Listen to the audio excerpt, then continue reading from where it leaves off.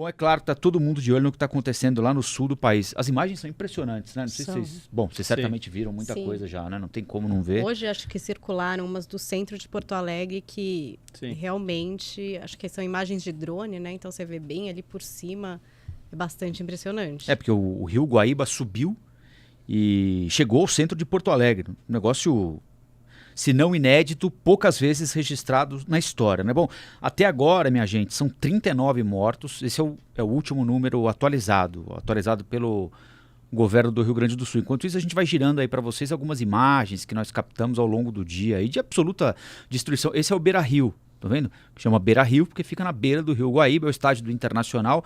E aqui, onde tem esse campo completamente encharcado, a gente só identifica que é um campo pelas placas de publicidade, né? Ao lado, é o centro de treinamento do Internacional. Está completamente alagado, completamente debaixo d'água. E aí a operação de resgate, tem muita gente que está isolada pela água, a água subiu e tem muita gente ainda isolada, gente desaparecida, são 68 desaparecidos até agora, então se a gente levar em conta, é claro, desaparecidos vão ser encontrados vivos, porque a rede de comunicação se esfacelou, então tem muita gente dada como desaparecida, mas em algum lugar onde não há contato, mas infelizmente essa é uma imagem de um resgate, olha só, de tantos que estão acontecendo. As pessoas procuram um lugar qualquer mais alto para fugir da velocidade da água, né? Porque se a pessoa eventualmente entrar em contato com a água, ela dificilmente vai ter condição de escapar viva com a força da correnteza, né? E aí imagens das cidades, das áreas urbanas completamente alagadas, né? Completamente. A gente perde a noção exatamente do que é o que, não é? Então, uma pequena faixa de asfalto ainda sem água, o resto, né? Você só consegue identificar ali a parte de baixo dos veículos. Tem barragem estourando no Rio Grande do Sul. Tem 4 barragens em situação de emergência. 7 cidades em alerta na região da Serra Gaúcha. A água do Guaíba, como eu disse, invadiu Porto Alegre. Inundou inclusive a rodoviária. Chegou a mais de 4,5 metros a altura o limite para inundação é 3 metros. Eles têm comportas lá, o Guaíba é todo cercado por comportas, porque já houve, esse é o Guaíba, olha só, a invasão do Guaíba, estão vendo? Esses depósitos ali, né? são do entorno do rio Guaíba. O Rio Guaíba ultrapassou a enchente histórica de 1941, que gerou toda essa estrutura que existe hoje em torno do Rio Guaíba. A capital se preparou para que ele atingisse até 3 metros de altura, o que é algo considerado raro e muito difícil. Ele chegou a 4,5, para que vocês tenham uma ideia. A Defesa Civil emitiu no fim da manhã alerta para inundação extrema. Diz que a população deve evitar todas as regiões próximas ao Guaíba e locais de risco. Agora há pouquinho, o prefeito de Porto Alegre, Sebastião Melo, determinou a evacuação do centro da cidade. Vocês imaginam o que é evacuar o centro de uma cidade do tamanho de Porto Alegre? Quantas pessoas estão ali? Como remover essas pessoas todas? Quantas pessoas não vão sair de casa porque não querem sair de casa, porque têm medo de sair de casa?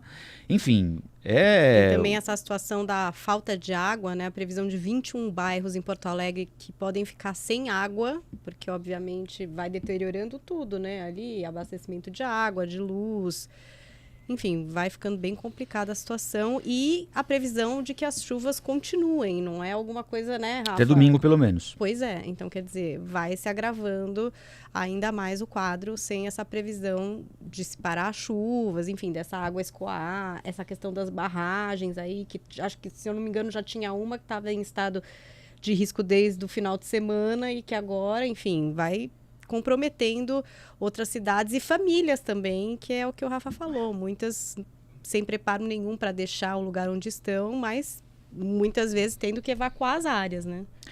Professor, claro, a gente está em meio à tragédia, né? Mas não é uma tragédia inédita no longo nem no curto prazo, né? Eu vi um levantamento mais cedo, até para procurar para trazer o número correto aqui, mas ao longo do último ano foram 100 pessoas mortas, vítimas de tragédia só no Rio Grande do Sul, né?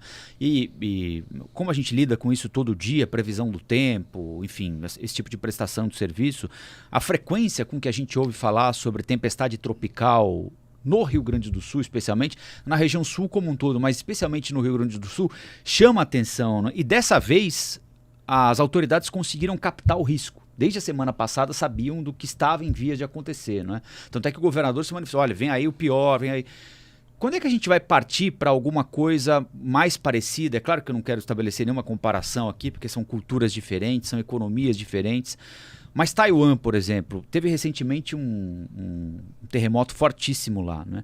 E chamou a atenção o fato de terem morrido só 9 pessoas. Foram 9 vidas, claro, mas diante da magnitude do terremoto, foi muito parecido com 99, que destruiu boa parte de Taiwan. E a engenharia ali se adaptou para que os prédios não caíssem. Então, o que chamou a atenção dessa vez aqui agora é que os prédios ficaram todos pensos assim. A engenharia elaborou lá uma mecânica qualquer e o prédio não cai mais, né? Então, assim, eles têm de conviver com isso e conseguem conviver, né? Quando é que a gente vai chegar a esse nível de compreensão das coisas? Fala assim, olha, para o Rio Grande do Sul agora é mais ou menos isso aí o que vai ter, 3, 4 vezes por ano. Então, o que não dá é para ficar toda hora contando 100 mortos, claro. 120, 80. Não, eu acho que nós temos aí algumas perspectivas para entender. Primeiro, quando você fala da regularidade do fenômeno, então já não é um evento raro. Não é? Quer dizer, é raro chegar, por exemplo, a 4,5 metros. E imagina o volume de água para 3 ou para 4,5 metros para invadir o centro da cidade. Para quem conhece, vocês conhecem, eu também conheço Porto Alegre, então isso é uma situação bastante difícil. Quando um fenômeno passa a ter regularidade, aí claro que a ciência, os cientistas e o poder público, em parceria com esses cientistas, tem que lidar com essa situação. De que maneira? Você tem que primeiro prevenir. É óbvio que não dá para você prevenir porque você não tem 100% de certeza a quantidade da chuva, mas você já tem pelo menos a possibilidade de entender a magnitude do fenômeno. E a gente tem tido, não só no Brasil, mas em outras partes do mundo, eventos climáticos extremos. E eu estava até pensando, Rafael, que depois da pandemia, talvez, aquilo que vai nos testar em termos de vidas humanas, em termos de tragédia, talvez não sejam os vírus como se pensam, mas são essas tragédias que têm ceifado a vida de milhares de pessoas no mundo e infelizmente no Brasil. Então, assim, a questão é a preparação dos prédios, a preparação da cidade para isso. E eu quero fazer uma comparação, porque na minha cidade, no interior do estado de São Paulo, São Carlos, de vez em quando tem uma chuva, a cidade lá, né? Também... Sim, a cidade fica debaixo d'água, quer dizer, assim, o centro da cidade, as pessoas que eu conheço que têm comércio na cidade, elas ficam absolutamente desoladas porque toda vez que tem uma grande chuva se perde tudo. Então, às vezes são 200, 300 mil a ponto da pessoa, depois de 2 anos, não ter condição sequer de continuar com o negócio. Então, o que acontece? Você tem o poder público, você tem que pensar em termos científicos de como tentar diminuir o impacto disso. Agora, você tem que se preparar, porque o que acontece? O rio está lá há quanto tempo? Sempre esteve lá. Então não é o rio que vai mudar de lugar. Fomos nós que tivemos a ocupação do solo urbano, impermeabilizando inclusive o solo, ocupando as margens dos rios. Há quanto tempo que a gente não tem, por exemplo, uma inundação na Marginal Tietê?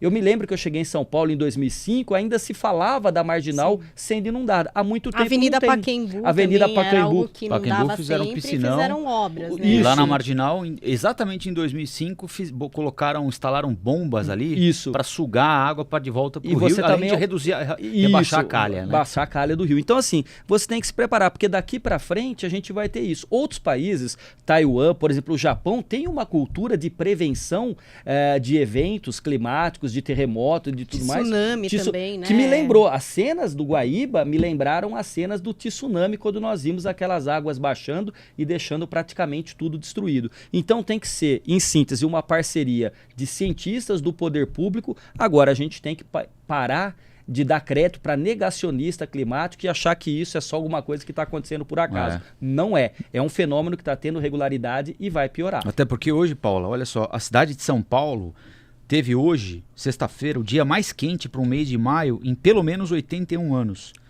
A gente está a um mês do inverno, né? Isso. Hoje que dia é hoje? Um mês 3. E meio, né? Dia 20, 21 deve começar o inverno de junho, né? É um mês e 15 dias do inverno. Incrível, né? Hoje, São Paulo atingiu a marca de 32,1 graus Celsius às 3 horas da tarde, segundo a medição lá no Mirante. Se lá no Mirante de Santana deu isso aqui, No centro, a sensação é térmica maior, deve ter sido de 35, 36. Né? A temperatura máxima ainda pode aumentar, porque tem outras medições que eles estão esperando para fazer. O recorde pode ser ampliado nos próximos dias. Segundo o Instituto, parte do estado de São Paulo, incluindo a região metropolitana, está em aviso meteorológico especial nível laranja para a onda de calor que vai pelo menos até domingo. É uma onda de calor que ocorre quando as temperaturas ficam a partir de 5 graus acima da média por pelo menos 5 dias consecutivos. São Paulo está dentro de um bloqueio atmosférico que vem mantendo o estado com sol, ar seco e temperatura muito acima do normal para essa época do ano. O ano passado já foi um ano todo estranho, né? Tudo atípico. Enfim, então, assim, não dá para negar que a gente vai ter de se habituar com alguma coisa bem diferente. Porque do que acho tá que acostumado, isso né? a gente já está vendo que não é tão imprevisível, já que é alguma coisa recorrente, mas eu acho que a imprevisibilidade da temperatura é algo real, que independente do que você acreditar nessa vida, você tem que constatar que as coisas mudaram, né? Não é exatamente do jeito que era antes, as coisas estão completamente modificadas.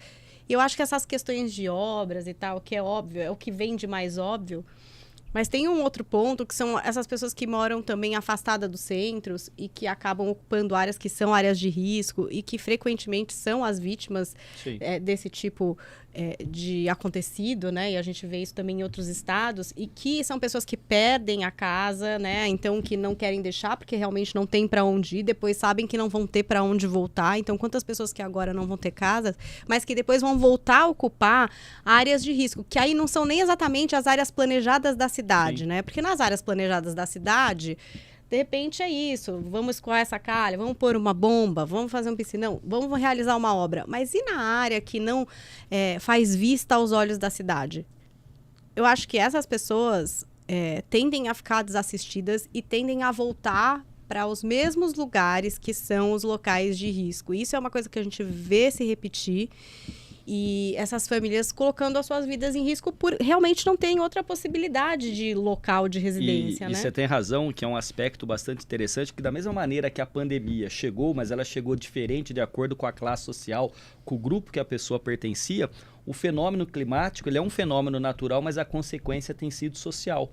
Então, até aqueles que são atingidos são em maior ou menor grau de acordo com as possibilidades que têm de se defender. Porque, por exemplo, dessa onda de calor, há um tempo atrás nós tivemos uma onda de calor e o centro de São Paulo, e onde eu moro, nós ficamos sem energia durante 2, 3 dias.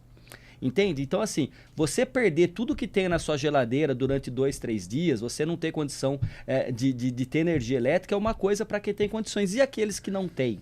E aqueles que estão distantes, que talvez já nem tenham esta preocupação com energia, mas, por exemplo, de passar uma noite em claro, porque tem que ficar olhando o rio subindo. Né? Ou então, como acontece às vezes nas encostas, que justamente, porque aquilo ali são toneladas de terra, de madeira, de pedra que vem e leva a vida das pessoas. Então, assim, não é incomum tragédia com uma família inteira sendo morta por conta de um deslizamento. Então, você tem razão. Quer dizer, às vezes, essa população, eu gosto muito do conceito da invisibilidade social. Muitos se tornaram invisíveis. É verdade. Bom, a gente vai continuar acompanhando tudo lá do Rio Grande do Sul. Quero lembrar vocês que aquele concurso nacional unificado, chamado Enem dos concursos, foi suspenso hoje, né? Ontem tinham tomado uma decisão em outro sentido. Hoje chegaram à conclusão de que, de fato, uma parcela importante dos inscritos está inviabilizada de fazer o exame, então decidiram suspender. Mas eu quero dizer a vocês o seguinte: os estúdios Flow se uniram com o Razões para Acreditar, para apoiar. É hora de todo mundo ajudar, né, minha gente? Eles estão passando lá um momento absolutamente dramático. E acho que cada um de nós pode fazer alguma coisinha, por mais simples que seja, né? Dentro das nossas possibilidades. Então nós aqui do Estúdios Flow nos unimos com o Razões para Acreditar, para apoiar as famílias atingidas no Rio Grande do Sul. Tem, como eu disse aqui, mais de 100 cidades debaixo d'água. Então nós estamos unidos nesse sentido de ajudar as pessoas. Elas não têm onde dormir, não têm o que comer, não têm o que vestir. Perderam absolutamente... Higiene, tudo, né, Rafa? Perderam tudo. Então, a gente está fazendo uma vaquinha. A descrição está... Onde mesmo, Bia? Tá. O endereço está na descrição do YouTube. Voa, com 2 As, @VOA_, _ Vaquinha do Razões, para levar ajuda com urgência aos moradores afetados. Eles precisam desde água até alimento, roupa, remédio, fralda, enfim, de absolutamente tudo. Então, chegando nesse link aqui, vocês vão poder aderir a essa campanha dos Estúdios Flow com o Razões para Acreditar. O link está na descrição do nosso vídeo. Se você puder, contribua com o que der, porque eles estão precisando de absolutamente tudo. As pessoas perderam tudo, documento, enfim, não tem absolutamente nada agora. Elas estão lutando pela vida num primeiro momento, né? E por um tempo, né, Rafa? Tá... Porque isso, até essa água parar de cair, até isso escoar, até essas pessoas serem encaminhadas para algum lugar. Então, você imagina que essas famílias, não é que elas estão desassistidas hoje, amanhã, né? Muito provavelmente ainda vai ser uma dor complicada aí, né? Um caminho difícil para elas se estabilizarem novamente. É isso, então tá aqui na descrição, tô vendo aqui, tá na descrição da nossa transmissão aqui, certo? Tá feita a lembrança, então, contamos com a ajuda de cada um de vocês. Olá, aqui é o Rafael Colombo, gostou do que acabou de assistir? Se inscreva no canal Cortes do Flow News para os melhores momentos. Quer acompanhar os nossos programas na íntegra? Então se inscreva no nosso canal oficial, Flow News.